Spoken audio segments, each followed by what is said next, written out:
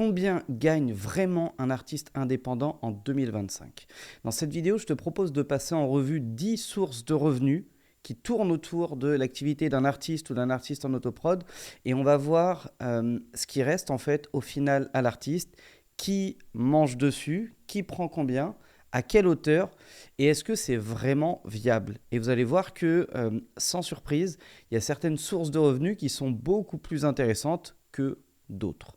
Donc sans plus attendre, on va démarrer par les recettes d'exploitation digitale. Alors je vais englober dans cette source numéro 1 ce qu'on va appeler entre guillemets les ventes digitales, le streaming. On pourra même aussi mettre dedans les ventes physiques, éventuellement la synchronisation, les compilations et pour ceux qu'en feraient encore, les sonneries de téléphone. Le problème des recettes d'exploitation digitale, c'est qu'il y a énormément de fantasmes dessus. Autrement dit, il y a des gens qui s'imaginent qu'on peut littéralement brasser des fortunes dès qu'on tape la barre des 10 millions de streams, alors que ce n'est pas forcément le cas. Et puis, il y a beaucoup de frais qu'on ne voit pas aussi, et on va essayer de décortiquer ça maintenant. Donc sur 100 € de vente générée, autrement dit, tu prends 10 potes, chacun met 10 balles sur la table pour acheter ton projet, et donc il y a 100 € de vente, donc 100 € de valeur financière qui ont été dépensées. Eh bien, ce n'est pas 100 € de vente qui va rentrer dans ta poche. D'abord, il y a la plateforme digitale qui prend sa part. Alors, sa com, elle est assez opaque. Ça dépend du deal que ton distributeur va avoir avec. Il y a des gens, gros catalogues, qui arrivent à dealer avec des plateformes de distrib digitales comme Spotify, Deezer, etc., des taux autour de 5%. Il faut vraiment avoir un catalogue énorme, c'est plutôt la taille major, d'accord ? Et tu en as d'autres qui sont à 50%, puisque ils ont un deal avec qui n'est pas forcément avantageux, ou parce que derrière, ils récupèrent ça sous forme de commission d'apporteur d'affaires. Autrement dit, on va te dire, je te reverse 100% de ce que tu génères. Autrement dit, 100% de ce que moi je récupère, je te les redonne. Mais ce que je ne te dis pas, c'est que j'ai laissé 50% sur la table et je les récupère en rétrocommission en fin d'année. Il y a des deals comme ça qui existent vraiment. On va partir du principe que la plateforme prend 25%. D'accord ? Donc déjà sur 100 €, il y a 25 € qui part pour la plateforme. C'est un peu normal, c'est le point de vente, c'est elle qui draine du trafic, c'est elle qui fait en sorte que les gens découvrent ta musique, l'écoutent, s'y abonnent, etc., etc. Ensuite, on vient de le dire, il y a le distributeur. Selon le deal que tu as avec, soit tu le rémunères à la commission sur le volume d'affaires généré, soit tu as ce qu'on appelle un abonnement récurrent. Et là, c'est pareil, il y a un calcul à opérer. Peut-être que sur 100 € de vente, c'est ton seul projet qui vend. Si tu as un abonnement à, on va dire, 50 € par, par an et que tu as pris 100 balles dans l'année, c'est 50% de ce que tu vends qui repart finalement. Alors après, si tu as fait beaucoup plus, vaut mieux racler un abonnement minimum chaque mois ou chaque année plutôt que de lâcher une commission. Donc là, il y a un calcul à opérer. Il y a certains artistes pour qui le modèle d'affaires de l'abonnement est très intéressant. Il y en a certains pour qui ce n'est pas du tout intéressant. Ensuite, évidemment, ce n'est pas l'artiste qui encaisse ce qui reste. Il y a d'abord l'étape du producteur, le label qui a produit le projet, qui est donc détenteur des masters, qui est ce qu'on appelle le master owner plus couramment dans l'industrie. Lui va encaisser les sommes. Il va facturer au distributeur ce que le distributeur a facturé à la plateforme. Et là-dessus, selon le contrat que le producteur a avec l'artiste, il a un reversement à faire. Ça veut dire que sur 100 € de vente, peut-être que le producteur va pouvoir facturer que 50 et que sur les 50, s'il doit 10% à l'artiste, il va finalement redonner 5 € à l'artiste. Donc sur 100 € de vente à la source, il reste, disons, 5 € à l'artiste, alors que l'artiste avait un contrat de 10% avec son producteur. Donc vous voyez que ce n'est pas si intéressant que ça. Maintenant, si tu es artiste en autoprod, évidemment que c'est plus intéressant, puisque tu vas effacer un intermédiaire qui normalement est censé prendre la majeure part du gâteau, donc ça te fait gagner un peu plus. Néanmoins, c'est là aussi que c'est important de bien choisir son distributeur, et de choisir un distributeur qui a géré un deal plus avantageux avec chaque point de vente. Et cette clé qu'on retrouve sur le streaming, par exemple, on va avoir la même sur les ventes digitales, on va avoir les mêmes sur les ventes physiques, on va avoir les mêmes sur certains leviers de monétisation secondaire comme les sonneries, les compilations, etc., etc. À la seule différence que pour les compilations, il faut faire attention au deal qui est fait, puisqu'un éditeur de compilation, admettons que tu aies une grosse compilation type énergie ou je ne sais pas quoi, il y a peut-être 20 titres dessus. faut faire très attention de ne céder que le bundle. Pourquoi? Parce que si tu cèdes uniquement le bundle, ce qui se passe, c'est que le gars qui gère la compilation, sur 100 € de vente générée, il te reverse, admettons que tu as un deal à, je sais pas, à 15%, il te reverse 15 € dessus au prorata numéris. Autrement dit, il y a 100 €, il prend 15, et ensuite démerdez-vous au nombre de titres que vous avez placés sur ma compile. Donc si tu as placé un seul titre, bah, tu vas prendre, s'il y a 20 titres, tu vas prendre un 20e de la part sur les 15 €. Bon, c'est pas très très rentable, mais en soi, ça fait un petit billet en plus sans faire plus d'efforts. Si tu démultiplies les compiles, bah, ça fait plein de petits billets en plus sans faire plus d'efforts. Et surtout, ça te donne de la visibilité. Ça permet de créer un lien peut-être plus intéressant avec un média qui produirait la compilation. Ça permet aussi de te faire connaître, découvrir, d'avoir une actu, d'avoir des droits qui tombent, etc., etc. Maintenant, l'erreur que certains débutants font, c'est de ne pas concéder uniquement le bundle, mais de concéder également le placement en compilation au titre par titre. Et là, c'est problématique puisque tu vas te retrouver avec ton morceau à toi qui est sur les plateformes digitales, mais aussi ton morceau à toi sous couvert de la compilation. Et si elle a un budget marketing plus important que toi, si elle arrive à avoir plus de visibilité, ou si elle arrive à se mettre en avant d'une manière ou d'une autre, finalement, l'essentiel des ventes, c'est elle qui va la recevoir. Et si elle capte l'essentiel des ventes et qu'elle te reverse un petit 15% dessus, bah fais le calcul. C'est-à-dire qu'au lieu d'avoir 15 € sur 100 €, toi, tu aurais pu avoir 100 € directement. Donc, tu divises par 6 les recettes d'exploitation juste parce que tu as fait une erreur dans le contrat de placement compilation que tu auras signé. Donc, il y a des points de vigilance à avoir et selon ton niveau de vigilance, tu vas avoir une source de revenus liée aux recettes d'exploitation plus ou moins intéressante, plus ou moins importante. Deuxième source de revenus, le booking. Là, c'est vraiment la source par excellence à travers laquelle l'artiste peut vraiment, littéralement, se remplir les poches. Le problème du booking, c'est que c'est très difficile. C'est un segment de marché qui est ultra concurrentiel et la plupart du temps, les artistes indés et leur staff ne savent pas se vendre. Autrement dit, là, il faut vraiment avoir des compétences de ce qu'on appelle de sales, de vendeur. Il faut savoir prospecter, mais il faut savoir qui prospecter, où prospecter et à quel moment prospecter la cible. Donc ça demande déjà des compétences métiers. Ensuite, il faut avoir une notion assez précise du prix marché à envisager. C'est-à-dire que si tu te vends trop cher, les gens ne vont pas t'acheter. Si tu ne te vends pas assez cher, les gens ne vont pas t'acheter non plus. Je sais qu'il y a une idée reçue qui te fait penser que si tout le monde se vend à 3000 et que toi tu te vends à 1000, tu vas rafler le marché parce que tu comprends, tu te vends 2000 de moins. Eh bien en fait, non. Parce que si tu sais que, je sais pas, le prix d'un menu dans un restaurant étoilé est autour de 150 € et que tu vois un restaurant étoilé qui se vend à 30 balles, tu as naturellement un biais cognitif qui te fait penser ça doit être un resto un peu pourri parce que sinon il ne se vendrait pas à 30 balles. Bah, dis-toi que les gens qui t'achètent des dates se disent exactement la même chose. Donc c'est vraiment des compétences métiers à développer. Néanmoins, le booking, si tu sais en faire, si tu sais adresser ce marché, si tu sais te vendre, prospecter, fidéliser, etc., c'est hyper rentable. Parce qu'un artiste, même indépendant, même sans grosse visibilité média, parfois même sans actualité, il peut facilement se vendre entre 700 et 1500 € hors taxe la date, voire beaucoup plus pour certains. Et naturellement, si tu fais ça seul, c'est 100% qui rentrent chez toi, moins évidemment la TVA si tu en as et les impôts si tu es imposable. Mais même si tu as un staff autour et que tu arrives à augmenter un petit peu les prix, en te vendant 1500, 2000, si tu lâches une commission de 10, 15 ou 20% à ton intermédiaire, ça te fait très bien vivre. Autrement dit, tu vends, 3 dates par mois, avec une marge à 1000 balles par date, net in the pocket, tu prends 3000 tous les mois. 3000 tous les mois, tu vis de ta musique, littéralement.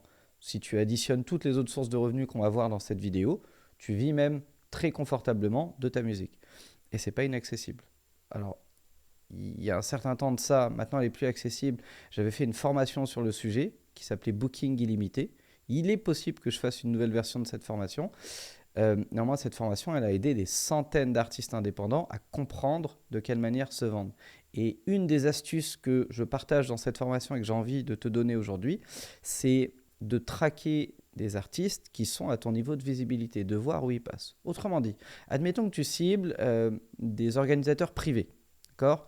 Ou plus simple même, des clubs. Tu fais des showcases en club. Au lieu de te dire, je vais me faire une liste des 1000 ou 1500 clubs en France, tous les appeler un par un. Déjà, ça va prendre un temps fou de les lister, de trouver les numéros, de trouver les emails, de trouver les coordonnées des dirigeants, etc., etc., et ensuite de les prospecter. Et ben, c'est de te dire, OK, au lieu de m'en taper 1005 ou 1008, ce que je vais faire, c'est que je vais lister les 50 clubs qui bookent le plus d'artistes dans mon genre musical et idéalement qui ne bookent pas que des stars numéro 1, radio, télé, etc., etc. Et donc, tu listes 50 clubs qui sont dans ta cible, qui ont déjà prouvé leur capacité à dépenser du budget pour des artistes, et plus particulièrement pour des artistes qui ne sont pas super médiatisés. À partir de là, tu as que des prospects très très chauds. Ils sont en mode, c'est-à-dire qu'ils sont déjà en mode, bah voilà, on a booké ce mois-ci, ce mois-ci, ce mois-ci, et ils sont dans une réflexion, même si toi, tu n'en as pas l'impression, ils sont déjà dans une réflexion, qui ont fait le mois d'après. Quel artiste on peut faire? Par exemple, sur le mois 2, on a déjà 2 grosses têtes d'affiche. On a 2 week-ends de vide. Qu'est-ce qu'on fait? Quelle soirée on peut proposer? Quel beau concept de soirée on n'a pas encore amené ou nos concurrents n'ont pas encore amené? Et ainsi de suite. Donc, ils sont déjà en mode, on veut booker des artistes. Naturellement. Donc si toi tu t'adresses à eux avant de t'adresser à tous les autres qui se sont jamais posé la question, qui n'ont pas forcément le budget, qui n'ont pas envie, qui n'en ont pas besoin ou peu importe la raison pour laquelle ils sont pas en mode, tu vas perdre un temps fou à t'épuiser, à te démoraliser alors que tu as une cinquantaine de cibles qui sont dans ton marché, qui sont prêtes à t'acheter une date. Et donc ça, c'est une astuce qui finalement va te faire gagner un temps fou. C'est pas très difficile à trouver, hein. Il suffit que tu ailles je sais pas, sur Google et que tu tapes les noms des artistes que tu veux suivre ou tracer, traquer, ainsi de suite. Tu vas voir qu'ils passent tous au même endroit et plusieurs fois, même parfois dans l'année. Et donc, c'est tout le temps les mêmes noms qui reviennent. Et rien qu'avec cette astuce-là, tu vas te mettre à vendre tes premières dates, certainement. Ensuite, pour bien fixer le prix, le plus simple, c'est de prendre le temps d'appeler certains des artistes qui ont été bookés par ces clubs-là ou ces organisateurs-là et de te faire passer pour un organisateur, donc c'est une petite filouterie, et de leur demander leurs conditions. Et là, 1, ils vont te donner leur prix, et 2, ils vont te donner leurs arguments de vente. Et c'est très intéressant de les écouter. Tu vas voir comment ils se vendent. Certains, ça va être la disponibilité, d'autres, ça va être le prix, d'autres, ça va être la médiatisation, d'autres, ça va être l'actualité, d'autres, ça va être la qualité du show, d'autres, ça va être l'offre, comment c'est structuré, et ainsi de suite. Donc, tu vas en apprendre énormément. Si tu en appelles une petite dizaine, tu vas avoir on va dire une médiane du prix auquel vendre ta prestation. Et finalement, si les 10 que tu appelles te disent « nous, on se vend entre 2005 et 3005 », ça ne sert à rien de te vendre en dessous de 2000. Limite, mets-toi sur une fourchette basse de marché, 2002, 2003 ou 2005 avec une flexibilité à descendre jusqu'à 2000, mais ne te mets pas à 1000, ne te mets pas à 1005. Tu ferais l'erreur d'être moins cher que la masse sur le marché et donc de donner une image de toi qui est forcément un peu moins attrayante et un peu moins intéressante. En tout cas, le booking, c'est la deuxième source de revenus d'un artiste et c'est une des sources les plus importantes. Maintenant, il y a un truc que beaucoup d'artistes mettre de côté, malheureusement, c'est que faut pas être trop avare. Autrement dit, il y a des intermédiaires avec lesquels tu peux travailler et il faut être généreux avec eux. Moi, un des trucs qui m'avait fait vendre le plus de dates à une époque, c'est que je travaillais avec des agents indépendants qui chacun étaient très très bons dans leur département ou dans leur région.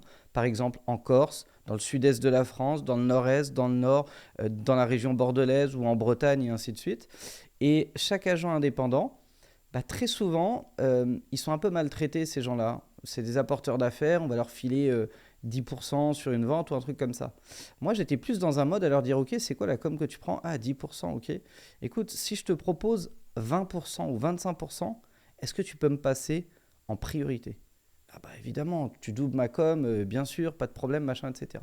Et finalement, je pouvais me retrouver à avoir 10 super commerciaux, très motivés, qui se mettaient à vendre mes dates. Et comme chacun a un réseau fort, c'est-à-dire qu'il a peut-être 3 clubs, 5 clubs ou 2 organisateurs, 3 mairies avec qui il s'entend très très bien parce qu'il bosse avec depuis des années et des années, tu peux te retrouver à avoir chaque agent qui te book 5-6 dates dès le premier mois, sauf que toi, tu en as 10. Donc finalement, tu te retrouves à vers 50-60 dates vendues dans l'année sans faire beaucoup d'efforts, sans que ce soit toi qui prospectes. Ton taf à toi, ça va être de trouver ces gens-là, de les convaincre de travailler avec toi et de très bien les rémunérer. Le reste, c'est eux qui vont le faire. Et là, c'est particulièrement intéressant parce qu'ils vont rentrer des clients en base chez toi sans que tu aies le moindre effort à faire et tu rentres par la grande porte puisque tu es recommandé par un intermédiaire en qui ils ont confiance et avec qui ils travaillent depuis un certain nombre d'années. Et c'est comme ça que tu vas te mettre à agrémenter cette source de revenus.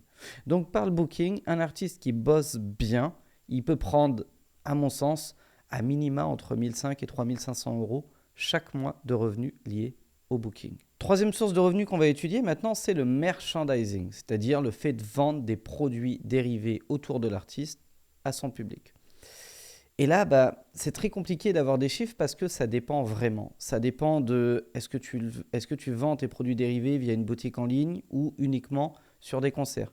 Et si tu les vends uniquement sur des concerts, combien de concerts tu fais dans l'année?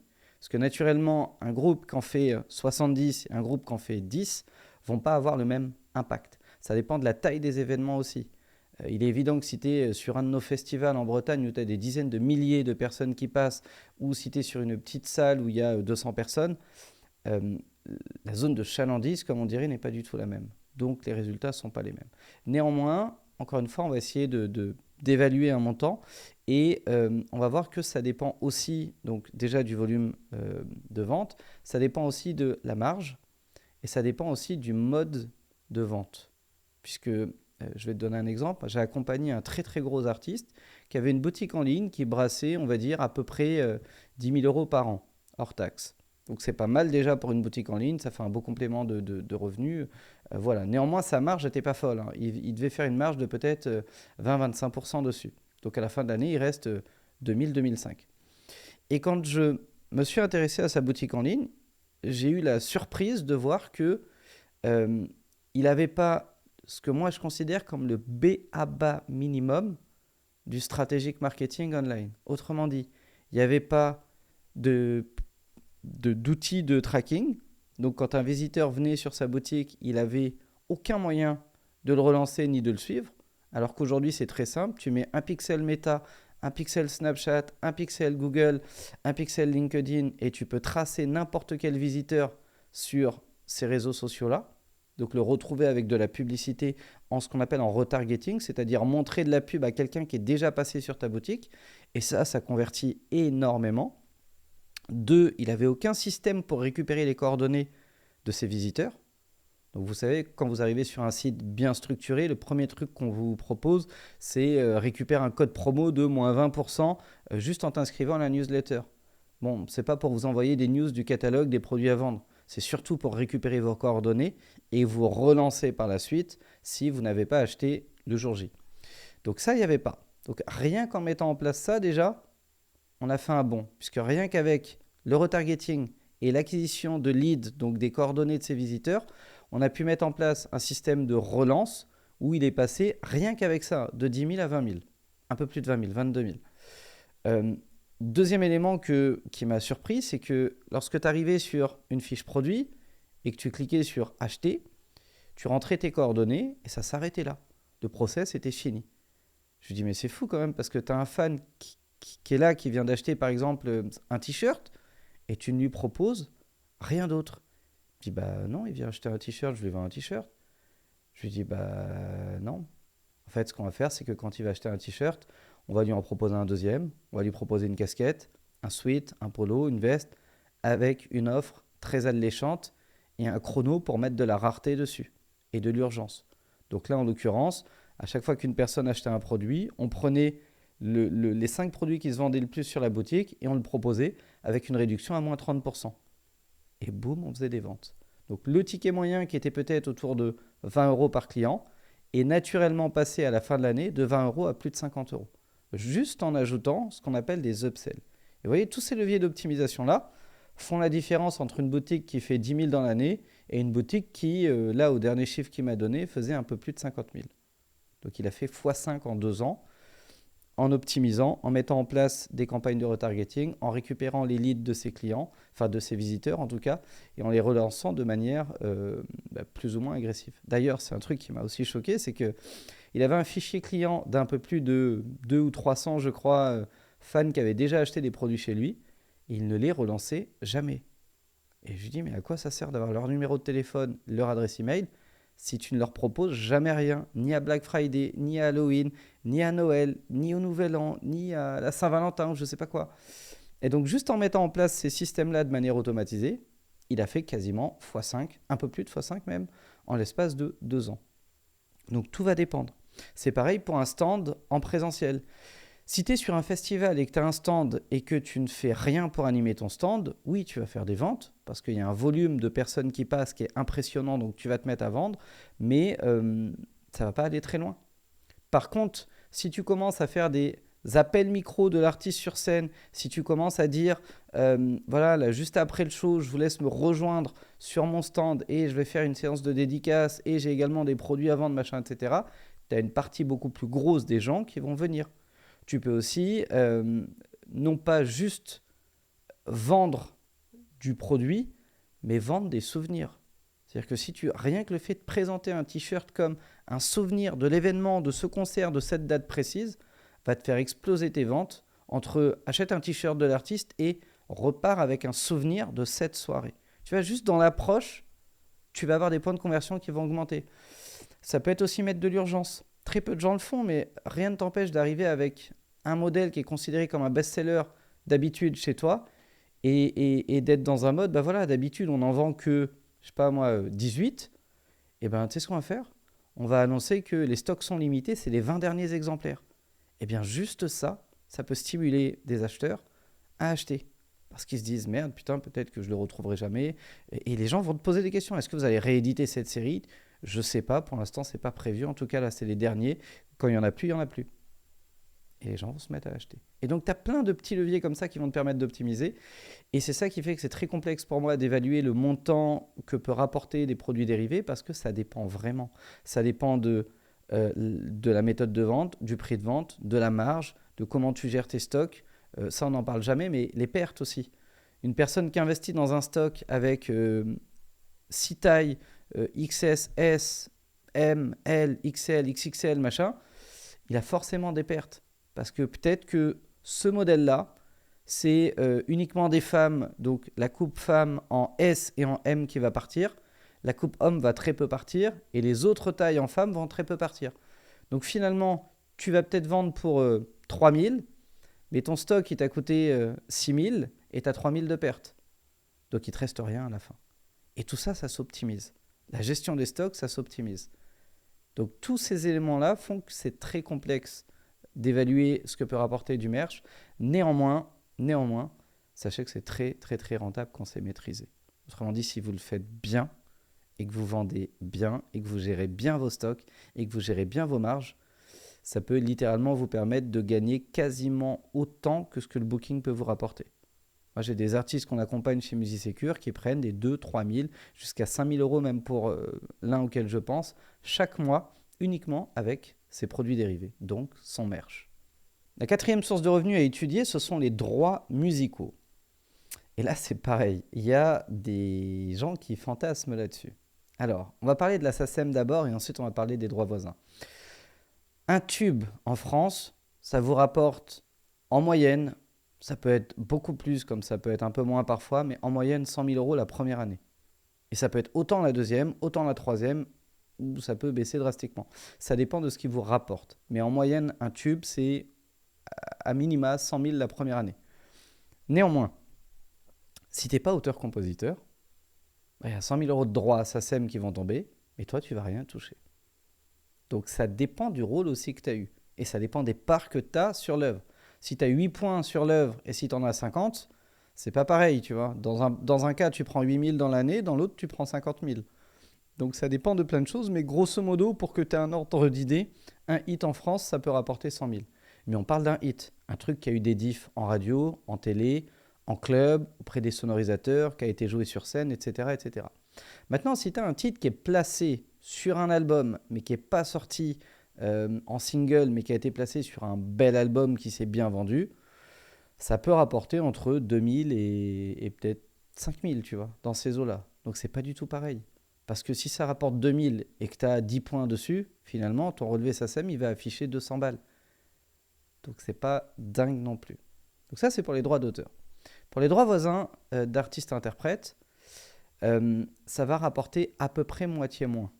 Grosso modo, quand tu sais que tu as un billet de 100 000 en SACEM, tu sais qu'en droit voisin, tu vas avoir à peu près la moitié.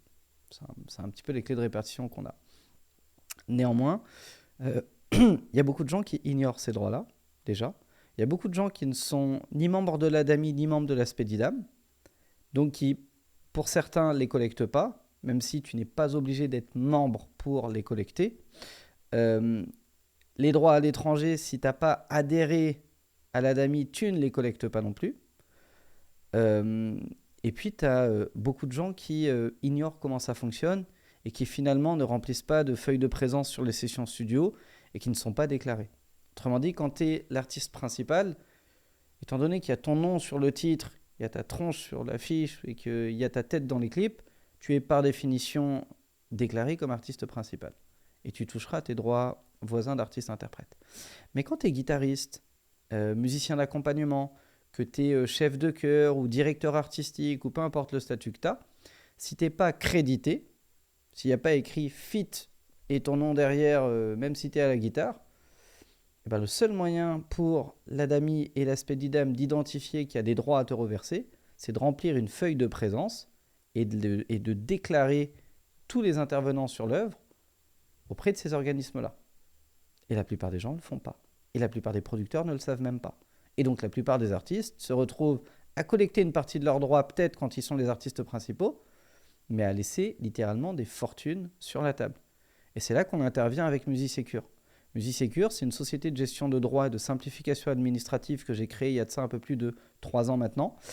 On accompagne aujourd'hui des centaines d'artistes et de labels dans tout ce qui touche à l'administratif, au juridique et aux subventions dans leur activité et à la gestion de droits.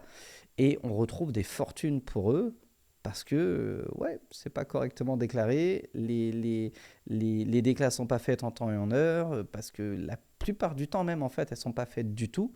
Et rien qu'en les faisant, tu peux te retrouver à récupérer plusieurs milliers d'euros sur des sons que tu as fait même jusqu'à il y a 5 ans en arrière. D'ailleurs, je reviens sur la SACEM, mais c'est exactement la même chose. Il y a des dizaines d'artistes, et parmi des artistes les plus importants, qui ne savent pas qu'ils peuvent déclarer ce qu'on appelle un programme type sur chacune de leurs dates. Donc moi, j'ai littéralement des clients que j'accompagne qui remplissent des Zéniths, qui remplissent des Bercy, qui remplissent de très très belles salles, et pas qu'une fois dans l'année, plusieurs fois dans l'année, et qui ne savent pas qu'en fait, 10% de la billetterie est reversée au titre des droits, et qu'une partie de ces droits-là va être reversée à la SACEM, à la DAMI, à la SPEDIDAM, selon les titres déclarés. Sauf que si tu ne déclares aucun titre, à travers un programme type notamment, il n'y a aucun droit qui est collecté pour toi. Donc ces sommes-là, elles sont bien payées par les organisateurs, par le producteur du spectacle. Donc elles sont bien collectées. Autrement dit, la SACEM récupère cet argent-là, mais s'il ne sait pas à qui l'envoyer, il l'envoie à personne.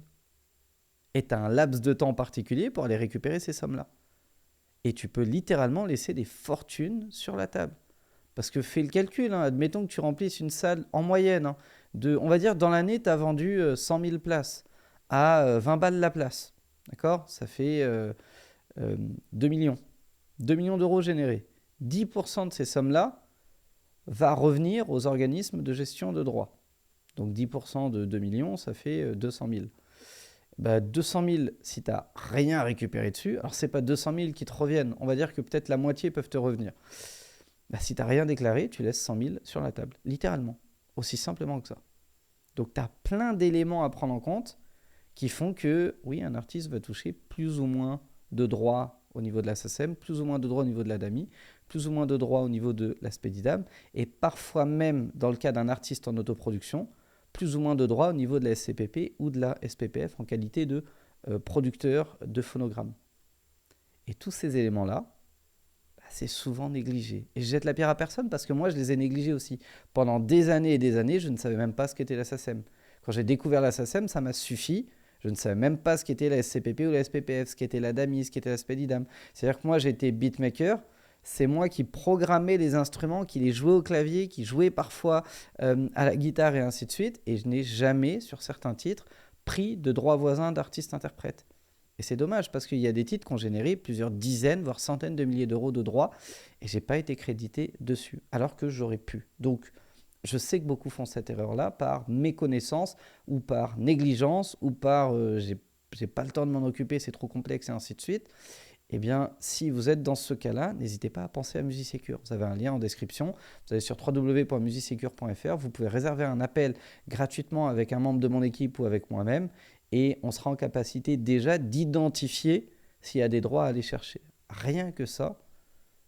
Bon voilà, lorsque tu vois que l'abonnement MusiSecure, c'est en moyenne 50 balles par mois, si tu es capable d'aller récupérer ne serait-ce que 1000 euros de droits dans l'année, chaque année, ça te paye quasiment 2 fois ton abonnement.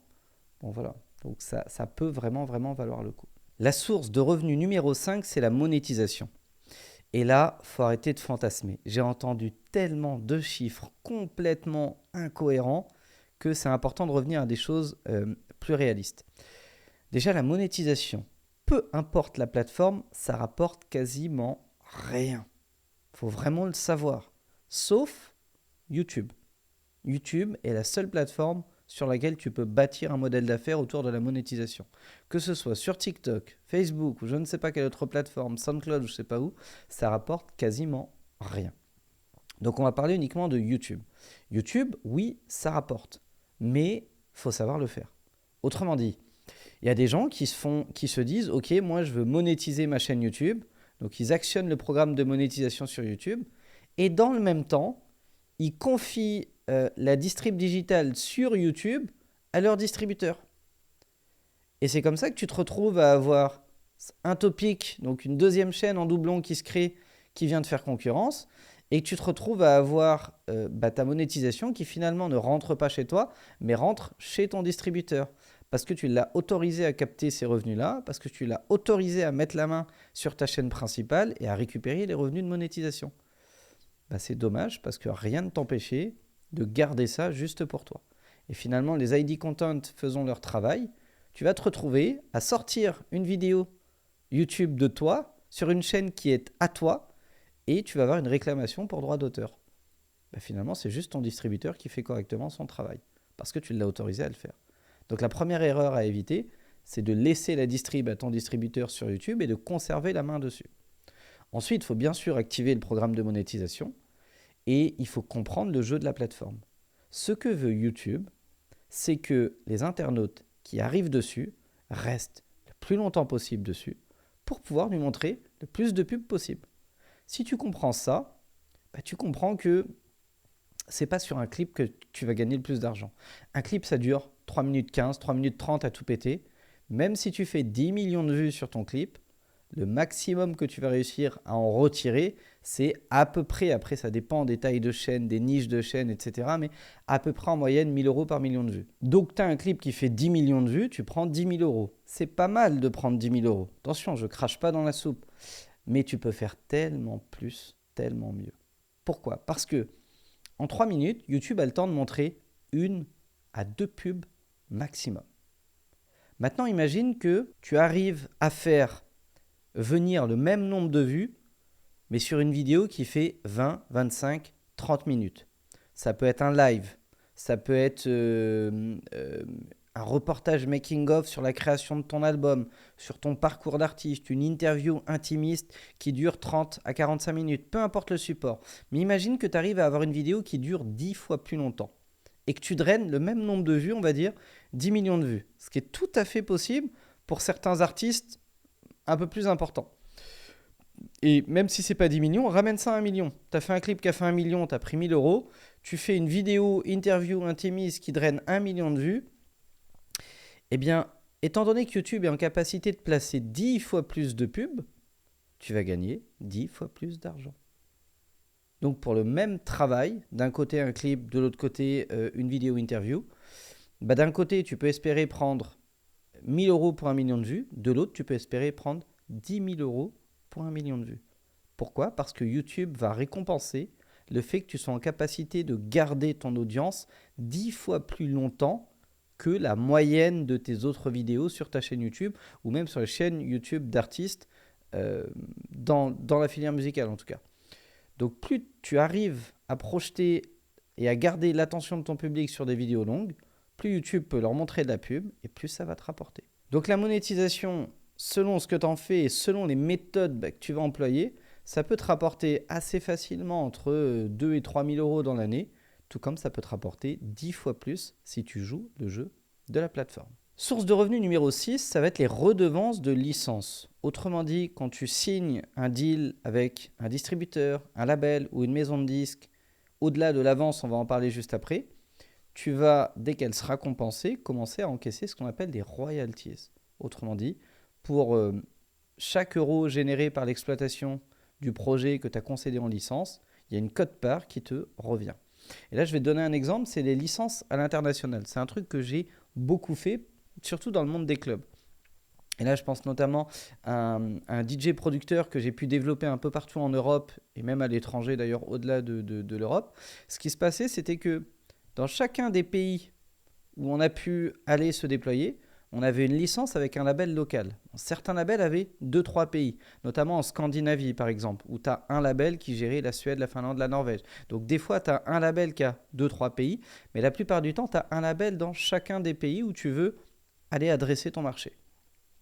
Et ce qui se passe, c'est que dans chaque pays, tu vas avoir un contrat de licence, parfois avec une avance, parfois sans avance, parce que tu as des pays qui ne délivrent pas d'avance, enfin des labels qui ne délivrent pas d'avance, et tu vas te retrouver au bout d'un moment à peut-être avoir 25 licences dans 25 zones du monde, et chaque semestre, chacun des labels qui a licencié ton projet va t'envoyer un relevé royalties avec une somme à facturer.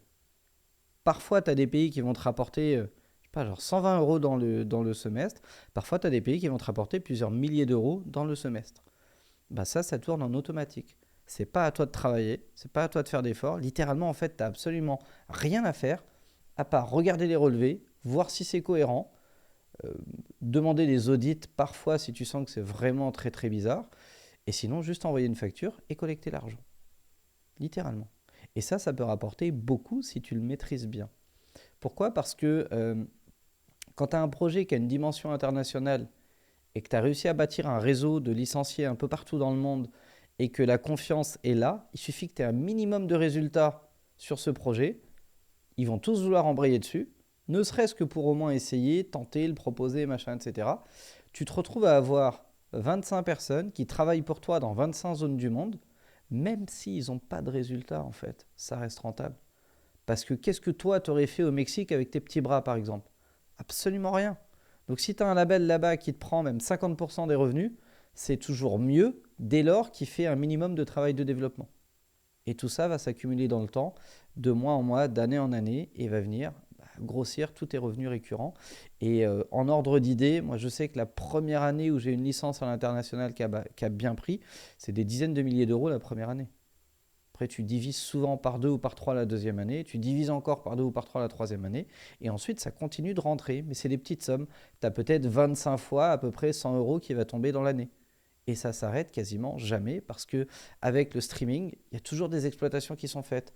Tu as toujours, je sais pas moi, si tu as une licence en Espagne, tu vas toujours cumuler quelques milliers ou dizaines de milliers de streams, donc tu as une quote-part dessus et ainsi de suite, tu vois. Et comme en plus les droits tombent en décalé, peut-être que la première année, il y a un beau boom, tu as eu un billet quand même. La deuxième, ça continue. La troisième, ça continue. La quatrième, tu as les régules de l'année 1 et de l'année 2 qui tombent, donc ça continue quand même. Et en fait, de cette manière, pendant plusieurs années, tu peux récupérer des revenus. Ensuite, ce qui est intéressant, c'est que ces licences-là, souvent, sont limitées dans le temps. 7 ans, 10 ans, 15 ans, ça dépend des deals que tu fais. Et tu peux revenir à la table des négociations. Autrement dit, soit au bout de 10 ans, tu récupères la main sur le titre et c'est toi qui vas récupérer 100% des revenus, soit tu vas entretenir ton réseau de partenaires et tu changes rien, soit tu renégocies. Tu peux leur dire voilà, on voit que là, sur la dernière année, il y a eu tant qui est tombé. Donc moi, si vous voulez qu'on continue ensemble, je veux une avance d'au moins 1 an de revenus, par exemple. Et ça peut te faire re-rentrer du cash en trésorerie. Et c'est des sommes que tu peux réinvestir dans ton développement sur un autre aspect. Ou voilà, quoi. En tout cas, c'est mieux dans ta poche que dans la leur. Source de revenus numéro 7, c'est les avances financières. Et là, c'est pareil. Je suis désolé, mais dans cette vidéo, on va exploser les vieux clichés. Une avance financière, ça ne fait pas de toi un homme riche ou une femme riche. Parce que très souvent, tu ne maîtrises pas le flux des avances. Je vais te donner un exemple. J'ai accompagné un artiste qui a pris, pas l'an dernier, l'année d'avant, un truc comme 200 ou 220 000 euros d'avance financière. Il a eu une explosion, il a géré un deal en maison de disques où il s'est gavé, et c'est des grosses avances. Il faut savoir que c'est des avances de gros artistes. Je sais qu'il y en a qui fantasment sur des avances à 1 million, 2 millions, 3 millions. Très souvent, les artistes qui arrivent à lever une signature à 1 million, c'est des artistes qui ont un back catalogue énormissime, qui ont déjà des revenus récurrents ou des revenus envisagés énormissimes, et tu sais qu'en 3-4 ans, tu vas à peu près rentrer dans tes frais. Mais la plupart du temps, 100 000, 150 000, 200 000 d'avance, c'est des très grosses avances. Sauf que lui, ce qu'il a fait, c'est que donc il prend, on va, pour simplifier mes calculs, il prend 200 000 d'avance. Déjà, il ne percute pas qu'il y a de la TVA. Donc tu retires 20%. Alors, sur 200 000, ça fait 40 000, il reste 160 000. Ensuite, il ne percute pas qu'il y a de l'impôt dessus. Donc sur un IS à 25%, sur 160 000, il y a 40 000 qui repart. Donc tu as signé une avance à 200 000. En réalité, il y a 120 000 bien palpables en compte société. D'accord ? Ensuite, si tu veux te les verser en perso, tu as de la flat tax. Donc finalement, sur 120 000, il va te rester 80 000, grosso modo. Tu vois un peu déjà le ratio. Toi, dans ta tête, tu te dis j'ai 200 000, je peux m'acheter un appart ou une maison. Non. Il y a 80 000 de vraiment disponibles là maintenant tout de suite pour toi. Ça, c'est le premier élément. Le deuxième élément, c'est que il n'a même pas fait de demande de crédit phono. Alors que finalement, le crédit phono, c'est un moyen de récupérer de l'argent sur des sommes que tu as investies ou dépensées, et qui plus est, là, dans son cas, à perte. C'est un moyen de récupérer. Alors sur les très petites structures, ça va jusqu'à 50%. Ça veut dire qu'en gros, si tu prends une avance de 200 000, à la fin, il te reste 80 000 seulement. Maintenant, si la même année, tu fais une demande de crédit phono et que tu as, 100 000 de dépenses et que tu arrives à récupérer 50 000, tu vas quasiment doubler ce qui te reste en net in the pocket. C'est-à-dire que tu passes de 80 000 à 130 000, ou plutôt de 120 000. On ne va pas parler de récupération de dividendes, mais de 120 000, tu peux rajouter un billet de 50 000 en plus. Et tu remontes à 170 000. Ce qui te fait récupérer, entre guillemets, ce que tu perds par les fluctuations financières de TVA et d'IS, tu vas le récupérer en trésorerie. Et donc, tu peux investir beaucoup plus sereinement, etc., etc. Donc, tout va dépendre en fait de ton niveau de connaissance, de compétences ou des gens qui t'accompagnent et de la manière dont tu vas gérer ce qui va se passer au niveau de ton avance financière. Et puis, il ne faut jamais oublier qu'une avance ne reste qu'une avance. C'est-à-dire qu'il va falloir pas la rembourser, parce que souvent elles ne sont pas remboursables, mais la compenser sur tes revenus futurs. Il faut être en capacité de l'anticiper, ça. Parce que si tu comptes sur des revenus d'exploitation à venir, mais que finalement pendant 3 ans tu ne touches pas un centime, il faut que tu vives sur tes 120 000 euros là, pendant 3 ans. Donc il faut que ta structure, elle ait des coûts fixes qui n'excèdent pas au max en fait cette somme-là, mais sur 3 ans. Donc si tu te mets à t'acheter, et vraiment je vois ça tous les jours, quoi, en tout cas cet artiste-là, si tu te mets à t'acheter une voiture aux frais de ta boîte, déjà il faut savoir que c'est une dépense somptuaire, c'est pas 100% de la voiture qui est déductible, mais admettons, ou même admettons que tu fais un investissement malin, tu t'achètes une Tesla qui va être 100% déductible, mine de rien, ça draine quand même un tiers de tes ressources en trésorerie d'aujourd'hui. Si tu commences à embaucher du monde parce que tu te dis ouais j'en ai besoin, machin, etc., à la fin de l'année, il ne te reste plus rien. Sauf que toi, fallait que tu tiennes 3-4 ans avec ça. Donc tu vois, tu as toute une réflexion à avoir qui fait que c'est pareil, c'est difficile d'évaluer ce qu'un artiste va gagner ou vraiment gagner en tout cas sur des montants d'avance. Tout va dépendre de la manière dont tu vas gérer ça, de ton niveau de compétence ou du niveau d'accompagnement que tu vas avoir autour de toi. Source de revenus numéro 8, les aides et subventions. Alors le problème des aides et subventions, déjà, c'est que tu as beaucoup d'indépendants qui n'y sont pas éligibles et qui considèrent que c'est une fatalité, alors qu'en réalité, il y a toujours des solutions. Moi, j'ai des clients chez Musicecure qui ont monté un label cette année qui sont déjà éligibles à toutes les aides et subventions. Pourquoi? Bon, déjà parce qu'on les accompagne et ensuite parce qu'ils se bougent en fait. Ils cherchent des solutions à des problèmes. Autrement dit, si tu n'es pas éligible parce qu'il te manque ça, la question c'est pas bon bah ok on n'a pas ça, bon bah laisse tomber ces aides-là, on va pas les chercher. La question c'est comment on fait pour obtenir ça de manière à être éligible et aller chercher les aides dont on a besoin. Ensuite, on n'est pas tous égaux face aux levées d'aides et de subventions. Les plus gros labels peuvent générer beaucoup plus. Pourquoi? Parce que les montants de sub que tu peux récupérer sont corrélés au volume de droits générés à N-1. Autrement dit, si en 2025 tu veux lever, je sais pas, je vais dire une bêtise peut-être, mais 50 000 euros de sub, il faut que tu aies généré à minima un volume de droits l'année précédente. Parce que si tu viens de créer ton label, que tu viens d'adhérer à la SCPP ou à la SPPF, que tu as généré 14 euros l'année dernière et que tu demandes une sub à 50 000, je peux te garantir que tu ne l'obtiendras pas. Parce que ce n'est pas comme ça que ça marche. Sinon, ça voudrait dire que les très gros peuvent récupérer d'énormes subventions. Or, c'est pas possible. Il y a un point d'équilibre qui va se faire, même s'il récupère beaucoup plus, soit dit en passant, mais il y a un point d'équilibre qui va se faire et donc on va essayer de lisser un peu tout ça. Donc, quand tu as généré des droits à N-1, tu as plus accès aux aides que le petit indépendant qui n'a rien généré l'année dernière. Même si lui aussi peut avoir accès à certaines aides qui vont l'aider, il sera limité comparément à toi qui sera moins limité. Ensuite, il y a des choses que les artistes négligent malheureusement. C'est un peu moins connu, je ne sais pas pourquoi. Ils devraient communiquer un peu plus dessus. Mais tu as ce qu'on appelle des bourses, notamment les bourses Adami. Les bourses Adami, elles ne sont pas soumises à commission, elles sont soumises à conditions d'éligibilité. Et très souvent, pour les obtenir, il faut avoir eu des cachets déclarés sur 2, 3, 5 ou les 15 dernières années. Pardon. Donc, tu as beaucoup d'artistes qui peuvent être éligibles à ces aides-là, notamment l'aide au contenu numérique. Tu veux créer du contenu pour te déployer sur les réseaux sociaux, ça rentre dans le cadre de cette bourse-là, de cette aide financière. Et tu peux l'obtenir assez facilement si tu as eu à minima 10 cachets déclarés dans les 2 dernières années. Donc, ça vaut le coup de se poser la question de déclarer ces artistes. Tu vois, tu as beaucoup d'indépendants qui font tout eux-mêmes, qui n'ont pas ces cachets-là. Et ça vaut clairement le coup de passer par, ok, bah viens, on se fait 10 cachets. Ok, ça coûte un billet, je sais pas, 10 cachets déclarés, chargés, ça va peut-être coûter 3000, 3200 balles. Est-ce que ça vaut pas le coup si derrière on peut lever 5000, 8000 ou 10 000 euros de subventions ou de bourse Adami par exemple?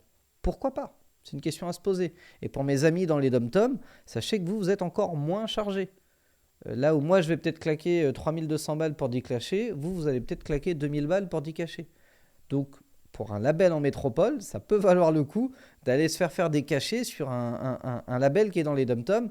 Ça vous coûtera beaucoup moins cher. Ça, c'est un petit hack qu'on apporte à nos clients chez Musicecure notamment. Je ferme la parenthèse. Je vous rappelle qu'il y a un petit lien en description. Mais en tout cas, voilà, il y a plein de petits hacks que tu peux avoir pour te rendre éligible. Il ne faut pas baisser les bras. Parce que les aides et subventions, pour tout artiste indépendant, ça doit pouvoir représenter entre 10 et 20 000 euros par an. Il y a des aides qui sont assez faciles d'accès, que vous pouvez redemander chaque année et qui peuvent vous permettre de lever entre 10 et 20 000 euros sans trop de difficultés. D'accord ? Après, pour les aides les plus complexes, qui demandent des financements plus importants ou des apports en fonds propres plus importants que vous n'avez peut-être pas aujourd'hui, laissez-les de côté. Mais les 2, 3, 4, 5 aides ou bourses que vous pouvez aller récupérer, il ne faut vraiment pas s'en priver. Il faut aller les chercher. Source de revenus numéro 9, c'est le crowdfunding.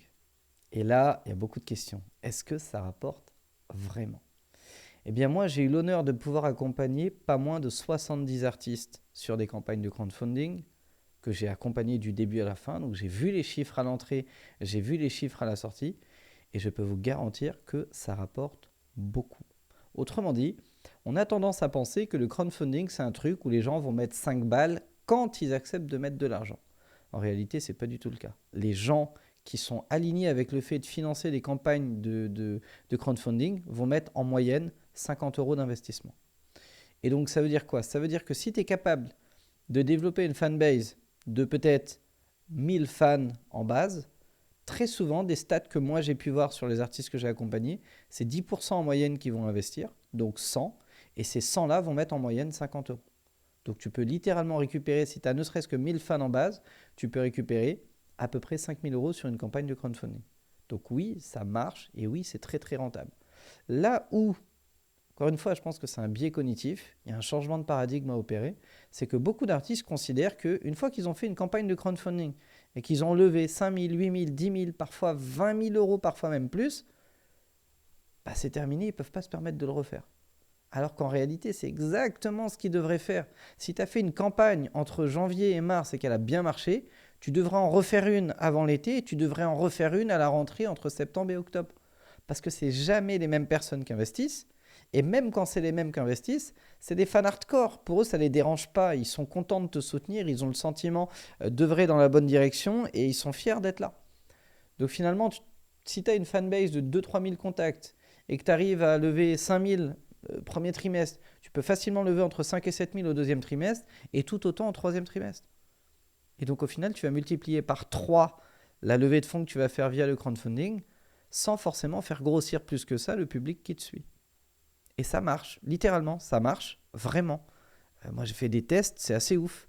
Tu vas avoir 20% des mêmes fans qui étaient là à la première campagne qui seront là à la deuxième, mais tout le reste, c'est renouvelé.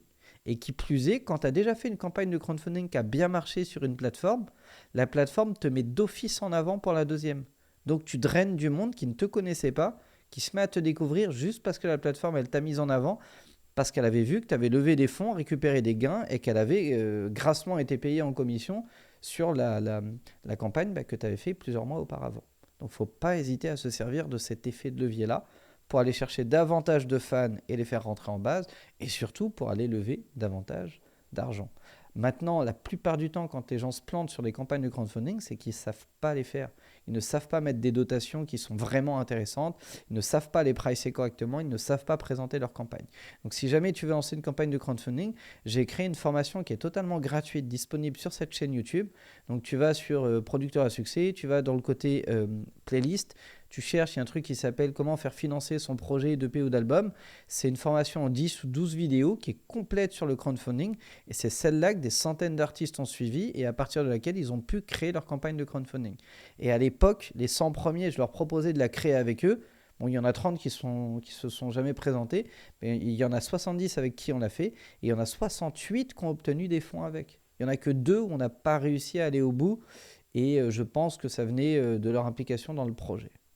Donc n'hésite pas à suivre cette formation, c'est gratuit, c'est sur YouTube, tu peux la regarder, mettre pause, revenir dessus quand tu veux, tester, implémenter, enfin vraiment n'hésite pas. C'est d'intérêt public et c'est pour ça que c'est gratuit sur YouTube. Et puis la 10e et dernière source de revenus qui est souvent négligée par les artistes et qui ne devrait pas parce que c'est comme le booking, c'est quelque chose qui leur rapporte à eux directement et ça peut rapporter beaucoup, c'est le sponsoring et le placement de produits.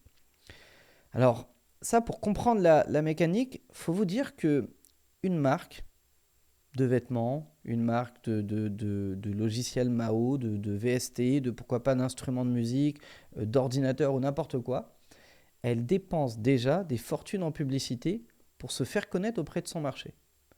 Sauf que les marques ont compris, et celles qui ne l'ont pas compris vont vite se mettre à le comprendre parce qu'elles n'auront pas trop le choix, que les coûts publicitaires online ayant drastiquement augmenté sur les 10 dernières années, des fois, ça coûte beaucoup moins cher de filer de la thune à quelqu'un qui a un impact sur son marché.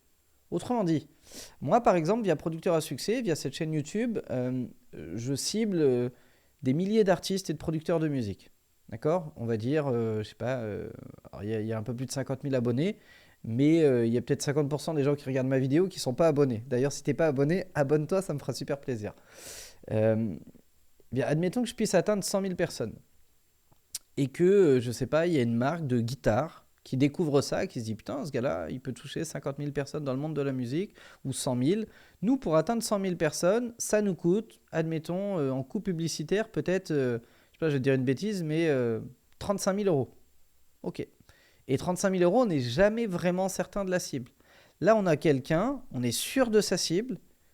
Finalement, faisons-lui une proposition, tu vois. S'il accepte pour 10 000 euros de faire un contenu qu'il met en avant, qu'il envoie par mail à sa base mail, j'ai plus de 80 000 contacts email aujourd'hui, qu'il envoie sur YouTube, sur ses réseaux sociaux et ainsi de suite, finalement, pour 10 000 balles, on aura atteint le même impact que si on était passé par une régie pub qui nous aurait coûté 35 000. Donc, c'est très rentable pour la marque et c'est très rentable pour moi d'être payé 10 000 euros pour faire une vidéo et l'envoyer un peu partout. Vous voyez le truc ? il y a des marques qui ont compris ça. Des marques de prêt-à-porter, des marques de parfums, des boutiques e-commerce, etc., etc. Et à partir du moment où vous le comprenez, vous pouvez aussi prospecter ces gens-là. Et ils ne sont pas compliqués à prospecter, il suffit de regarder des clips. Sur les clips, tu vas voir quelle marque fait des placements de produits. Tu peux être certain qu'elle a posé un billet en milliers, voire en dizaines de milliers d'euros sur la table pour faire un placement de produit dans le clip. Bah toi, tu as juste à prendre ton téléphone ou ton mail, à les contacter, à leur dire voilà ce que j'ai apporté, est-ce qu'on peut collaborer ensemble et dans quelles conditions? Et naturellement, ils vont se poser la question. Peut-être que tu es trop petit, ils vont te dire non, c'est trop tôt, ça ne nous intéresse pas, machin. Peut-être que tu es déjà à une bonne taille critique et qu'ils vont se dire mais grave, ça peut être intéressant, pourquoi pas. Et ils vont te faire une proposition. Et après, à toi de l'étudier et de voir si c'est aligné avec ce que tu avais en tête ou pas du tout, si c'est contraignant ou pas du tout. Et évidemment, si c'est aligné avec les valeurs que tu prônes et la cible que tu as. C'est pour ça que c'est important de bien connaître son public. Parce que si tu sais que, je sais pas moi, tu fais la promotion d'une marque de vêtements et que cette marque de vêtements-là, elle a une sale image auprès de ta cible, ça pourrait flinguer ta réputation de travailler avec eux. Donc il faut être très sélectif, très exigeant, faire attention à ce que tu fais, mais néanmoins, les montants là que je te donne sont des montants réels. Tu peux facilement faire un placement, un contrat de sponsoring pour 10 000. Bah, si tu en fais 3 dans l'année, tu vides ta musique, littéralement. Si tu rajoutes en plus des ressources d'exploitation digitale, quelques dates vendues, quelques droits d'auteur, quelques droits voisins, quelques aides et subventions, etc. En fait, si tu cumules toutes ces choses-là, c'est pas si compliqué que ça de vivre de sa musique. Ça fait des années que je le dis à tout le monde, ça fait des années que certains me prennent pour un fou, jusqu'à réussir. Là, il n'y a pas longtemps, par exemple, j'ai eu un témoignage et ça m'a fait vraiment chaud au cœur de quelqu'un qui me dit, voilà, avant de te connaître, il ne se passait pas grand-chose, j'ai suivi tes formations, maintenant je fais 300 000 par an. Et je suis certain, si tu te reconnais dans cette vidéo, que tu te dis, ouais, en fait, c'est pas si compliqué que ça. Et je suis certain qu'il pourrait faire même plus encore aujourd'hui.